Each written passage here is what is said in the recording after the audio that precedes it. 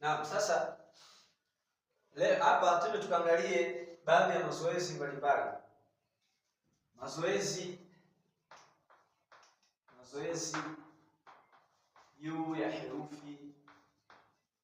herufi zenye haraka. Twende pamoja ili tupate kusoma wote kwa pamoja, na namna nzuri ya utamshi wa maneno. Mazoezi juu ya herufi zenye haraka. Sasa hapa tunakwenda kuunga maherufi mbalimbali. Katika darasa iliyopita hapa tuliona kwamba herufi zilikuwa zina irabu ya fatha, kasra na dhamma zikiwa moja moja. Sasa leo twende tukaone labda tunaunga maneno mbalimbali tupate kuona kwamba tunayasomaje. Tunajua kabisa huyu ni ain, huyu ni nun, huyu ni ba. Katika usomaji wao wa asili tunaenda kidogo kidogo. Huyu ni ain, huyu ni nun, huyu ni ba. Unasoma herufi kwa usahihi, kwa makhariji yake, kwa matokeo yake kabisa. Huyu ni ain, huyu ni nun, huyu ni ba. Ukaambiwa ain mtie haraka ya kasra, maana yake utamweka chini. Haraka ya kasra inapatikana chini katika herufi. Nun mwekee haraka ya fatha, maana yake atakaa juu. Tunajua kabisa haraka ya fatha inapatikana juu ya herufi. Na ba mwekee haraka ya fatha, maana yake tutaweka hapa. Kwa hiyo ukiambiwa uzisome kwa pamoja tutasema ainaba, ain ilikuwa na haraka ya kasra, tutasema ni ain. Tunajua kabisa kasra ikiwa katika herufi inaipa herufi irabu ya i. Kwa kama ni ain tutasema ni ain, na ibadilisha moja kwa moja kutoka katika usomaji wa asili na kuipa usomaji inapokuwa na haraka ya kasra. Tunaona hapa nun ana haraka ya fatha, tutamsoma na. Aina huyu ni ba akiwa na haraka ya fatha, tutasema ainaba. Labda tunde tukaone neno jingine, labda tuna neno labda ni kha aungane na lam, aungane na qaf, aungane na ta. Tukazitie ombe kha mtie haraka ya fatha, tutamweka haraka ya fatha. Lam mtie haraka ya fatha, tushamwekea haraka ya fatha. Qaf mtie haraka ya fatha, tushamweka haraka ya fatha. Ta mtie haraka ya dhamma. Kwa hiyo umefuata condition. Kha umeambiwa umwekee haraka ya fatha, ushamweka. Tunajua fatha, haraka ya fatha inapatikana juu ya herufi pekee na inafanana na haraka ya kasra, lakini haraka ya fatha inapatikana juu ya herufi.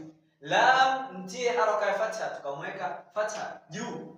Qaf mtie haraka ya fatha, tukamweka fatha juu ya alama juu ya herufi qaf. Lakini tukaambia pia kwenye ta tuweke haraka ya dhamma. Kisha tuzisome kwa pamoja. Huyu tutasema kha, huyu tutasema la, huyu tutasema qa, huyu tutasema tu. Kwa kuunganisha tutasema khalaqatu. Twende tukaone neno jingine. Labda tuna neno ba, tuna neno nun, tuna neno ta. Ba, nun, ta. Ba mweke haraka ya fatha, nun mweke haraka ya fatha pia, ta mweke haraka ya dhamma. Kwa hiyo huu ndio uwekaji wa haraka katika herufi. Tutazisomaje? Ba na tu, ba na tu unarefaa kwenye ile condition. Kwenye herufi za mwanzo kabisa tulipata kuona herufi alif mpaka ya zikiwa na haraka ya fatha na tukazisoma. Kikubwa ni kuzikalili na kuzielewa. Kuzikalili zinapokuwa na haraka ya fatha zinasomekaje, zinapokuwa na haraka ya kasra zinasomekaje, na zinapokuwa na haraka ya dhamma zinasomekaje. Kwa hiyo tunajua kabisa huyu ni ba, na huyu tumemjuaje? Tumerudi mwanzo kwenye somo letu kwenye miundo ya herufi, kwenye kuunga herufi kule katika masomo ya nyuma kabisa tulijifunza namna ya kuunga herufi. Na tukaja kupata kuona tutazitambuaje hizo herufi. Huyu ni ba ambaye ana haraka ya fatha, na huyu ni nun ambaye ana haraka ya fatha, na huyu ni ta ambaye ana haraka ya dhamma. Hawa wakiungana kikawaida tunakuja kupata wanaungana hivi. Masomo ya nyuma kabisa yalitufunza namna nzuri ya kuunga herufi, na tukaja tukaziunga hizi, tukaja kupata hichi kitu. Kwa hiyo tumeziunga hizi hivi vile vile kwa kutumia zile conditions za kuunga herufi, tukaja kupata hili neno. Kwa hiyo hili neno limetokea hapa. hapa tukaja kwenye miundo tukaja tukaliunga tukapata hili neno. Ili tupate kuelewana zaidi, ni lazima kufanya mazoezi na sehemu ambayo inatatiza kulifaa nyuma kabisa kule kusoma vizuri. Huku tunakwenda mdogo mdogo. Lakini labda tuunde labda neno nyingine, tuambie tuandike neno le kha lam qaf. Tuandike neno kha lam qaf, kisha kha mwekee haraka ya dhamma, lam mwekee haraka ya kasra, qaf mwekee haraka ya fatha.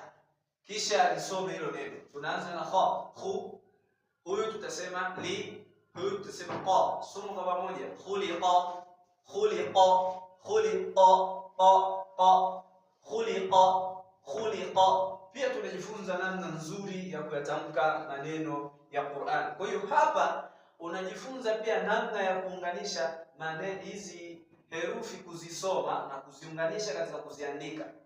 Kwa sababu katika usomaji wa moja moja tulisema hii ni khu, huyu ni li, huyu qa. Tukiziunganisha kwa pamoja tunasema khuliqa. Labda mathalan tukachukua neno jingine, labda tuna nun, tuna kaf, tuna waw, tuna ha, tuna waw tena, tuna ba, tuna ta, tuna kaf tena, tuna lam. Nun, kaf, waw, ha, waw. Tumweke ba hapa, hapa tumweke ta.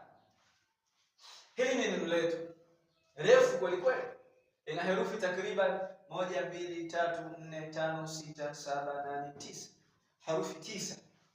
Je, tutaweza kulisoma? Tutaweza kulisoma endapo tutaweza kwanza kuzisoma hizi herufi bila ya kuwa na haraka.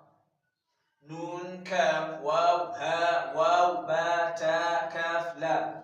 Kama tumeweza kuzisoma hivi, tukazitia irabu nyepesi. Kwa sababu huku mbeleni hatuwezi tukaenda sawa bila huku mwanzoni kwenye kuunga hizi herufi kuzisoma bila alama za usomaji, aidha haraka au tanwini au sakna. Tusipoweza kuzisoma huku mwanzoni, huku tutapata changamoto kidogo katika usomaji.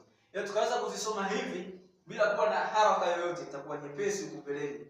Kwa tunarudia tena. Nun, kaf, waw, ha, waw, ba, ta, kaf, lam.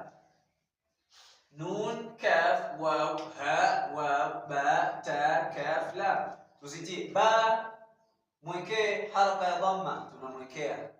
Kaf mwekee haraka ya kasra, tunajua anakaa chini. Waw mwekee haraka ya fatha, tunamwekea chini.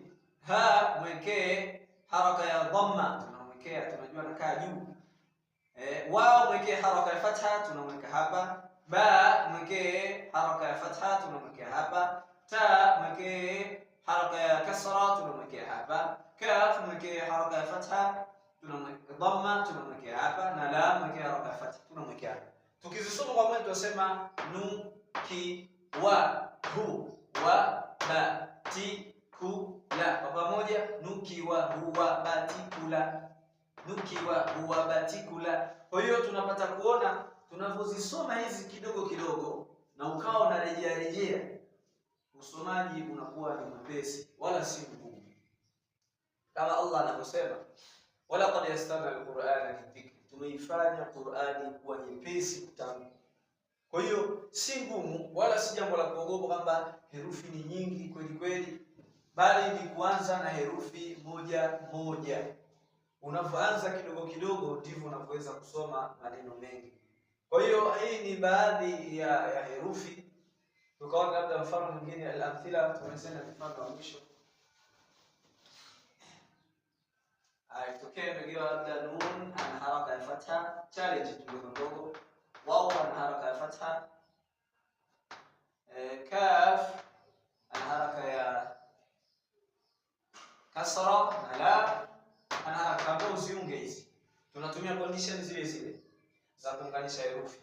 Hapa tutakuja kupata nun anakwenda hivi, anaungana na waw kwa nyuma, lakini waw hakubali kuungana kwa mbele. Kwa hiyo kaf ataungana, kaf atakwenda hivi, ataungana kwa mbele na lam atakubali kuungana kwa nyuma na kaf.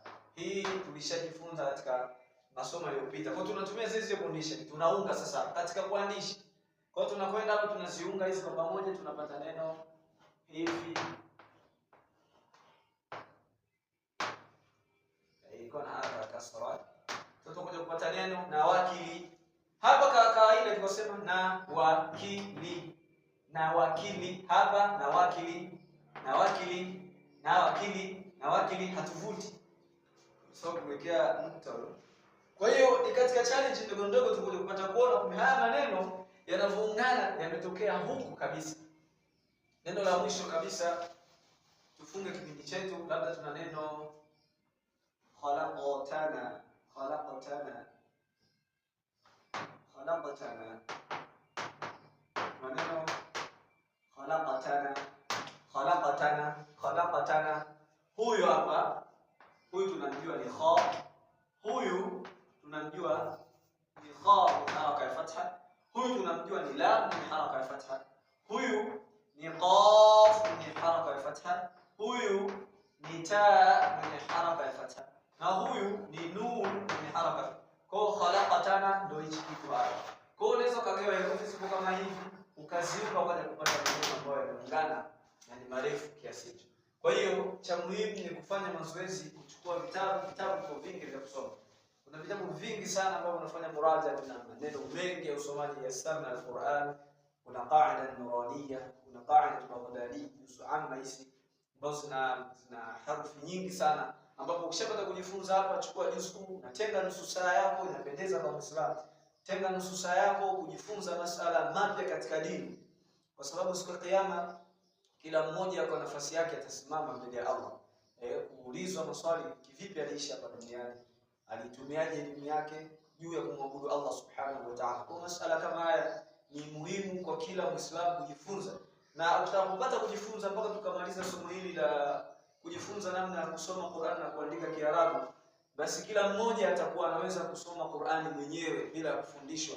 Sasa tutakuja tusoma hadi hukumu za kusoma Qur'an, ahkam tajwid. Tunaomba Allah Subhanahu wa Ta'ala atujalie tuweze kuyafikia yale tunayoazimia katika dini iliyokuwa nzuri. Wajazakumullahu khairan. Sadaqallahu al-azim.